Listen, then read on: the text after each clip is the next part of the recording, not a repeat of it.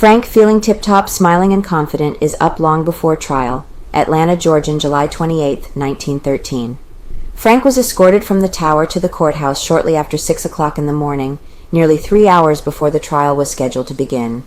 This was done to avoid the curious crowd which it was expected would be about the courthouse and thronging the corridors at 9 o'clock. Frank was up and dressed and freshly shaven when Deputy Sheriff Plennie Miner appeared before his cell at the early hour. "How are you feeling this morning, Mr. Frank?" the deputy inquired. "Tip-top, only I'm mighty hungry," replied Frank. Exhibiting the same poised confidence that has characterized him through 3 months since he was locked in a cell in the county jail, the young factory superintendent chatted freely with Miner on the way to the courthouse. Sure he will be freed.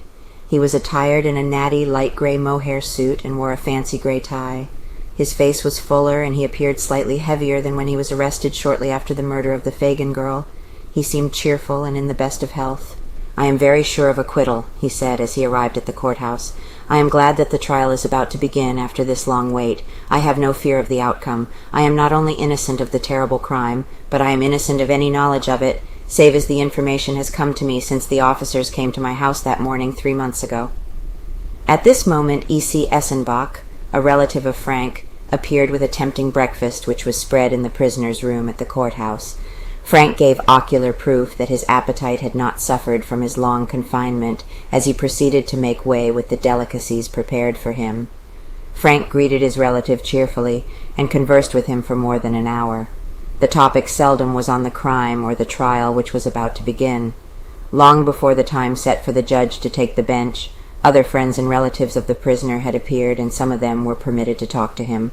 Conley ready for the stand. Jim Conley, Frank's accuser, was made ready for the trial early in the morning, although it was not probable that he would be called during the day. He was given a shave and a new suit of clothes, as he had worn for the last 3 months the same shabby garments that he had on at the time he was arrested while washing a shirt at the National Pencil Factory. Conley said that he was ready to go on the witness stand at an instant's notice. He declared that he would stick to the same story that he told in his last affidavit, and which he has since repeated many times for the benefit of Solicitor Dorsey. "If they had just let me face Mr. Frank, I could have made him tell the truth long before this," he asserted. Less than 100 persons were walking about the courthouse at 8 o'clock, an hour before the time set for the beginning of the trial. It was thought that not a large crowd would be clamoring for admission to the courtroom, as it had become quite generally known that the small room would accommodate hardly more than the witnesses and the venirmen, and that it would be necessary to exclude practically all spectators. Much preparation made. For no trial in the history of Georgia have such elaborate arrangements been made for the comfort of the comparatively small number of spectators who will gain admission, the attorneys who will handle the case, the jury, and the newspapermen. Deputy Sheriff Plennie Miner has received much praise for the splendid preparations made. Electric fans have been installed at every window and on the railing separating the spectators' seats from the bar. Ozonators have been placed to keep the air purified. It probably will be the coolest and best ventilated place in Atlanta. Not more than 250 spectators will be admitted. Approximately that number of chairs have been placed outside the enclosure. When they are filled, the doors will be closed and no one else will be allowed in. No one will be permitted to occupy standing room. The usual custom of permitting disinterested attorneys to occupy seats inside the bar will not be followed, and this particular part of the courtroom will be less crowded than during the average criminal trial. How they will line up. Prosecuting Attorney Dorsey and at least 5 assistants will occupy a table directly in front of the bench, and witness stand with the jury box close on the right-hand side. Attorney Rosser with his assistants and the accused will be seated at a table to the left of the states and farther away from the jury.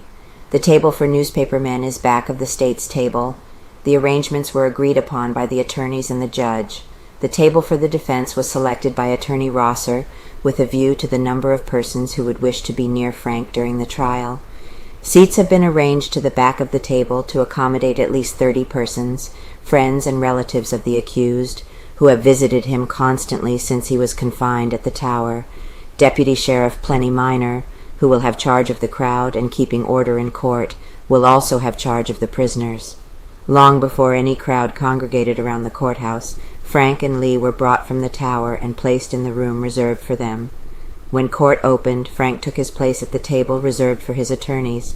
The court rule to segregate the witnesses will, of course, be enforced, but it may not be until 12 men have qualified as jurors, which will hardly be before the middle of the week. When the witnesses are segregated, they will be kept in the large courtroom on the floor above the trial room. A bailiff will be placed in the hall, and one on the door of the witness chamber, and as the names are called, they will be brought from the floor above to the court. It is probable some rule will be made to keep the witnesses for the state and the defense separated, in which event the third floor of the building would have to be used. The jury room was selected with a great deal of care. It is almost inaccessible from the outside and large and airy. Its windows are about 20 feet above an alleyway that runs on either side. Deputies will be kept in the alley to keep anyone from getting this close to the room. From the time a juror is acceptable to both sides until the conclusion of the case, he will not be allowed to go to his home or communicate with anyone except a fellow juror. The least of the deputies' troubles will not be in handling the crowd that will gain admission to the court, but in handling the crowd that will daily congregate on the outside and wait through the day for news of the proceedings in the trial. 10 deputies and as many members of the county police will be on duty on the streets around the building.